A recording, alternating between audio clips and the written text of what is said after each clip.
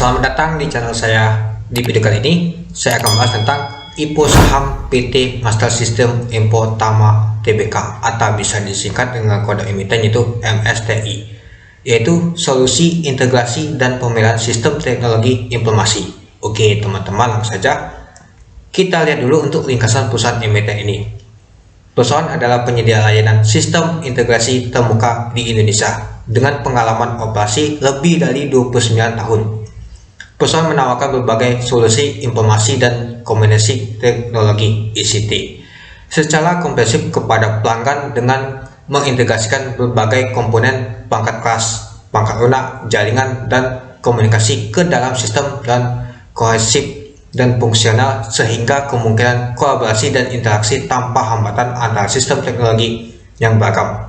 Perusahaan juga menyediakan layanan terkelola dan pengoperasian sistem IT, itu manajemen servis melalui model berlangganan atas subnet standar layanan tertentu yang disepakati dalam periode tertentu berdasarkan suatu service level agreement SLA, sehingga kemungkinan pelanggan menghindari belanja modal yang besar di muka.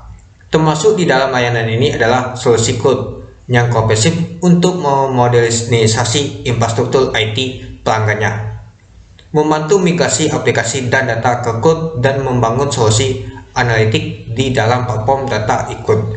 Perusahaan juga menawarkan paket layanan punah jual berupa layanan paksa, implementasi, dan pemilihan service dan maintenance aspek tertentu dari infrastruktur IT dalam bentuk paket pemeliharaan untuk mengatasi masalah yang muncul pasca implementasi dan inspeksi berkala untuk memastikan sistem berjalan dengan baik. Untuk alamat emiten ini di Gedung Sudirman 78 Tower 1 lantai 25 Jalan Jenderal Sudirman Komplek 7-8 Jakarta Pusat 10220. Untuk situs perusahaan emiten ini http://www.mastersystem.co.id. Nah, itu dia teman-teman untuk ringkasan perusahaan emiten ini.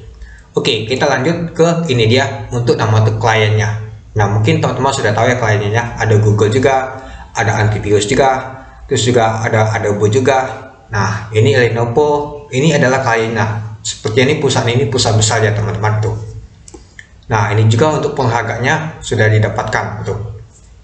Oke, kita masuk ke informasi perusahaan IPO ini. Jumlah sahamnya ditawarkan adalah 667 juta lembar saham dari total sahamnya dicatatkan yaitu 20%. Harga penawar rentang dari 1.355 sampai 1.595. Dana diperoleh sekitar 903 M sampai 1 triliun. Untuk penahan awal yaitu 20 Oktober sampai 26 Oktober tahun 2023. Untuk penahan umum yaitu di tanggal 2 November sampai 6 November tahun 2023. Untuk pencatatan saham itu di tanggal 6 November tahun 2023. Untuk pencatatan saham di Bursa Efek Indonesia yaitu di tanggal 8 November tahun 2023. Untuk underwriternya yaitu BD, Indo Primer Sekuritas, dan ZP, Maybank Sekuritas Indonesia masuk ke papan utama. Nah, karena asetnya sudah mencapai lebih dari 1 triliun itu.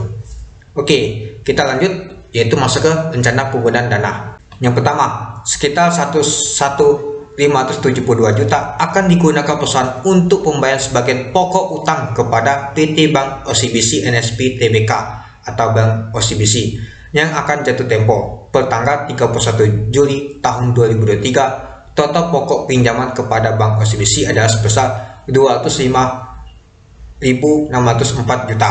Perusahaan akan melakukan pembayaran atas sebagian pinjaman kepada Bank OCBC sehingga saldo pokok pinjaman perusahaan setelah pembayaran dana hasil emisi akan menjadi sekitar 104.32 juta. Yang kedua, sisa dari dana hasil emisi setelah dikurangi pembayaran sebagian pokok utang kepada Bank OCBC sebagaimana disebutkan pada poin pertama di atas akan digunakan untuk modal kerja dalam rangka mendukung kegiatan usaha utama perusahaan termasuk namun tidak terbatas pada pembayaran kegiatan operasional perusahaan termasuk pembayaran gaji, pembayaran pembelian pangkat kelas, pembayaran pembelian pangkat lunak, pembayaran jasa pihak ketiga, beban operasional lainnya serta biaya-biaya lainnya. Nah, itu dia teman-teman untuk rencana penggunaan dana ini. Seperti ini banyak bayar hutang ya teman-teman itu. Oke, kita lanjut. Kita masuk ke struktur pemegang saham. Sebelum IPO ini 25 per saham. Ternyata dia ini dijual untuk harga premium dari sekitar kita lihat tadi ya teman-temannya, yaitu sekitar 1.355 sampai 1.595. Nah, jadi Harganya itu lumayan tinggi ya namanya untuk harga premium. Oke, kita lihat untuk pemegang pertama ada Edi, ada Jupri, ada Joko. Nah, ini adalah PSP-nya ya. Kita lihat sih sekitar 26%-an ya yang pegang, dan untuk Joko 25%. Lalu untuk masyarakat totalnya itu 20%-nya ini. Nah, lalu yang disetorkan penuh ke Bursa Efek Indonesia adalah sekitar 3,4 miliar. Nah, itu dia. Oke, kita lanjut ke lockup sahamnya. Nah, mungkin teman-teman bertanya, apakah ini ada lockup-nya? Ada. Nah, kalau kita lihat sih, ini dia. Lebih lanjut berdasarkan surat pernyataan dari masing-masing seperti Edi, Jupri, terus juga Joko di tanggal 9 Oktober tahun 2023, masing-masing si Edi, Jupri, dan Joko bawa dirinya sebagai bagian dari kelompok yang terorganisasi yang merupakan pengendali sebagaimana dimaksud dalam ketentuan pasal 1 ayat 4 pengaturan OJK nomor 9 tentang pengambilan pusat terbuka dari perusahaan tidak akan mengalihkan pengendalinya baik secara langsung maupun tidak langsung pada perusahaan dalam jangka waktu 12 bulan setelah pernyataan pendaftaran menjadi efektif. Nah, jadi ini lock-up-nya hampir 1 tahun. Nah, ketiga ini lock-up ya teman-temannya. Nah, masyarakat, program ESA dan Mesop ini tidak di lock-up, dan jadi ini transaksinya ini totalnya ini 20%-nya itu. Jadi ini nanti kita buka sendiri ya teman-teman, termasuk dengan underwriter-nya. Yang ketiga nih di lock-up atau dikunci, tidak boleh jualan selama 1 tahun itu. Oke, kita lihat dulu untuk diagram untuk struktur kepemilikannya. Nah, ada Edi, ada Jupri, dan Joko. Nah, ini dia untuk perusahaannya, Master System ACT Solution itu. Oke, kita masuk ke laporan keuangannya. Kalau kita lihat sih untuk jumlah asetnya nih dari tahun 2020 ke tahun 2021 nyata mengalami peningkatan. Di tahun 2022 nyata naik lagi untuk jumlah asetnya nih. Tapi di tahun 2023 nyata jumlah asetnya nih mengalami penurunan. Untuk jumlah hutangnya atau liabilitasnya kalau kita lihat sih di tahun 2020 ke tahun 2021 nyata mengalami peningkatan. Lalu di tahun 2022 nyata meningkat lagi. Tapi di tahun 2023 nyata mengalami penurunan. Dan juga untuk rencana penggunaan dana ini digunakan untuk bayar utang gitu. Untuk jumlah ekuitasnya kalau kita lihat sih dari tahun 2020 ke tahun 2021 nyata mengalami penurunan.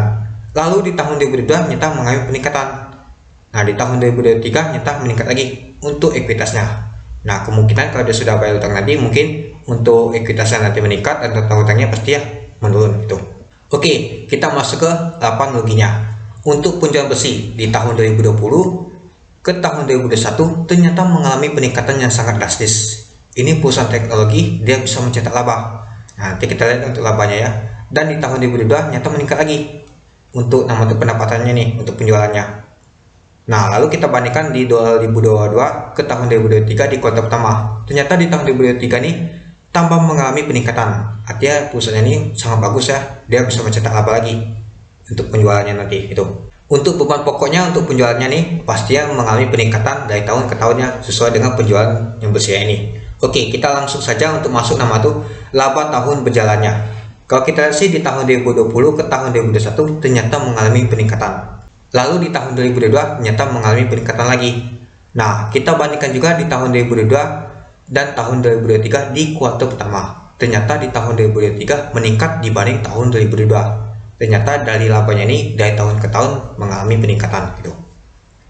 Oke, kita lihat dulu ada nama tuh kebijakan dividen. Kalau kita lihat sih perusahaan merencanakan untuk membagikan dividen kas sekurang-kurangnya 1 kali dalam setahun dengan tidak mengabaikan tingkat kesehatan keuangan perusahaan dan tanpa mengurangi hak dari untuk rapat umum pemegang saham nanti perusahaan untuk menentukan lain sesuai dengan ketentuan anggaran dari perusahaan. Maka besar dividen kas yang akan dibagikan adalah dikaitkan dengan keuntungan perusahaan pada tahun buku yang bersangkutan. Setelah penawaran umum perdana saham ini, perusahaan bermaksud membayarkan dividen kas dalam jumlah sebanyak-banyaknya 70%. Besar juga ya teman-temannya, mau bagi dividen sebanyak 70% dari laba bersih perusahaan mulai tahun 2024 berdasarkan laba tahun berjalan tahun buku 2023 ini. Kalau kita lihat sih kalau tahun 2022 saja bisa mencetak laba sekitar 398 miliar. Kemungkinan di tahun 2023 sekitar 400 miliar. Lumayan juga teman-teman kalau dia mau bagi dividen untuk 70% nanti tahun buku 2023 nanti itu. Oke, kita masuk ke policy MSTI ini. Nah, kalau saya lihat sih untuk policy MSTI ini ternyata menarik banget teman-teman.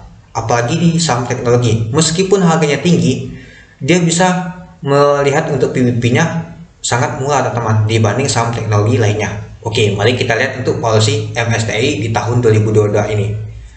Untuk harga di 1395 untuk PBB-nya itu 3,74 kali, untuk di harga 1595 itu 4,40 kali untuk PBB-nya. Untuk pelnya di harga 1355 itu 11,60 kali.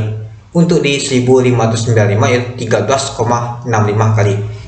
Untuk BP-nya untuk rentang harganya 362,34. Untuk delnya sama ya, untuk rentang harganya 88,49%. Untuk lainnya sama ya, rentang harganya 32,24%. Untuk EPS-nya sama ya, rentang harganya yaitu 116,82. Untuk jumlah sahamnya di setelah penuh adalah 3,4 miliar. Untuk ekuitasnya yaitu 1,2 triliun. Untuk laba bersih yaitu sekitar 398 miliar. Untuk total hutangnya itu sekitar 1 triliun. Untuk market cap di 1355 itu 4,6 triliun. Untuk market cap di 1595 itu 5,4 triliun. Nah, jadi untuk policy di tahun 2022 nih lumayan menarik untuk saham teknologi. Meskipun harganya tinggi di 1355 sampai 1595, ini menurut saya sih lumayan menarik teman-teman itu. Oke, coba kita lihat di tahun 2023 di kuartal pertama. Oke, di harga 1355 dan 1595. Untuk PBB-nya yaitu 3,61 kali di harga 1355. Untuk di harga 1595 itu 4,25 kali. Untuk pelnya di harga 1355 itu 3,16 kali. Untuk di 1595 itu 19,66 kali. Untuk BP sama rentang harganya 375,51. Untuk delnya sama rentang harganya 69,69%. Untuk lainnya yaitu sama rentang harganya 3,87%. Untuk EPS-nya yaitu sama rentang harganya 14,55. Untuk jumlah sahamnya di setelah penuh ada 3,4 miliar.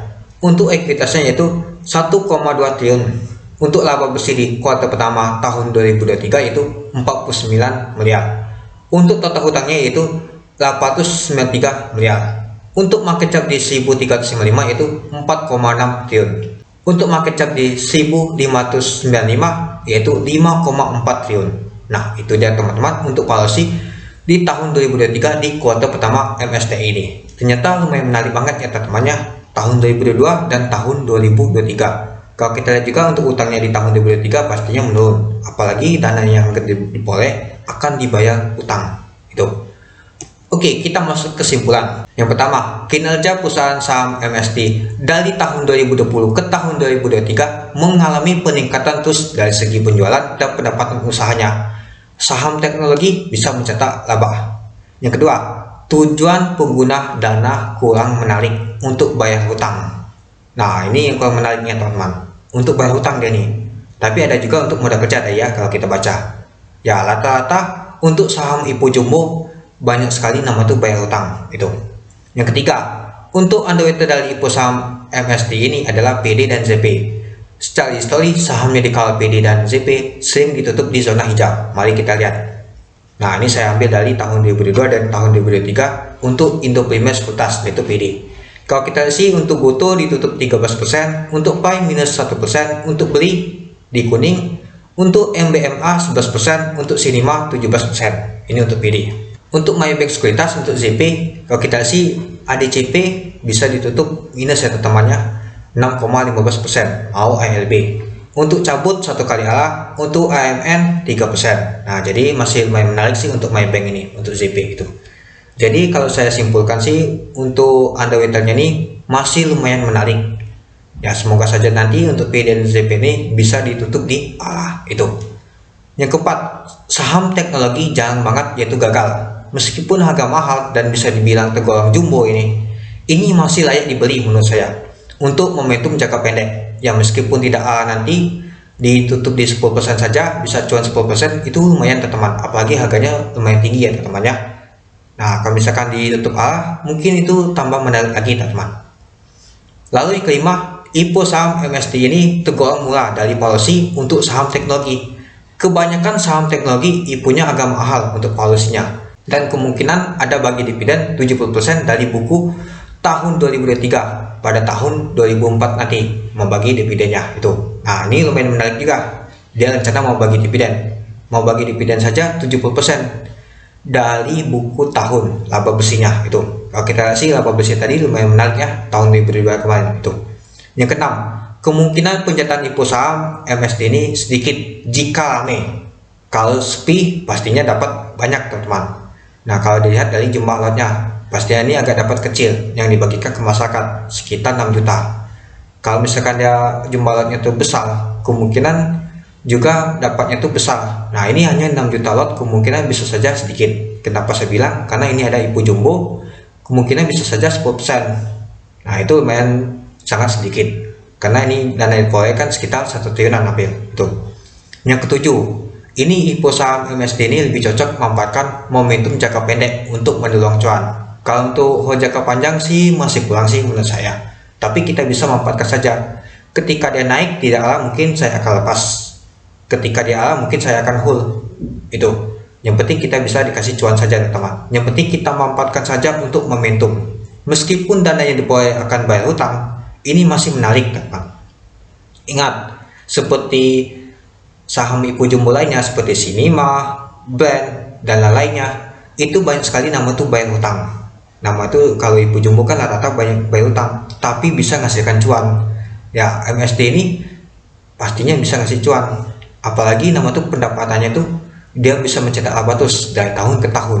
Tidak buruk banget untuk saham teknologi. Kebanyakan saham teknologi itu masih mengalami kerugian. Nah, kalau ini dia bisa mencetak laba. Apalagi kliennya ini atau partnernya ini paling banyak sekali perusahaan-perusahaan besar seperti Lenovo, Google, Adobe, dan lain-lain, dan juga termasuk antivirus tadi. Nyata paling besar banget ini yang digunakan oleh MSD ini, yaitu servisnya tuh, itu dia teman-teman. Jadi gimana teman-teman, apakah teman-teman akan ikut untuk MSD ini? Saya pasti akan ikut, tapi lihat dulu apakah ada barengan sama IPO saham lain. Kalau ada barengan, kemungkinan saya akan bagi untuk dananya. Kalau sendirian pastinya lebih menarik dan bisa saja nanti kalau misalkan ada barengan sama IPO lain, kemungkinan ditutup di zona hijau untuk MSD ini. Ya, kalau ditutup di zona hijau di 10% saja kita bisa jual, lumayan juga kan teman-teman, apalagi harganya sudah tinggi. Itu yang penting kita tuh dikasih cuan saja, itu aja. Gimana menurut teman untuk MSD ini? Oke, mungkin itu dulu sih teman-teman untuk video singkat saya tentang pembahasan IPO saham MSD ini. Oke, sekian dulu video singkat saya. Terima kasih sudah menonton. Salam cuan.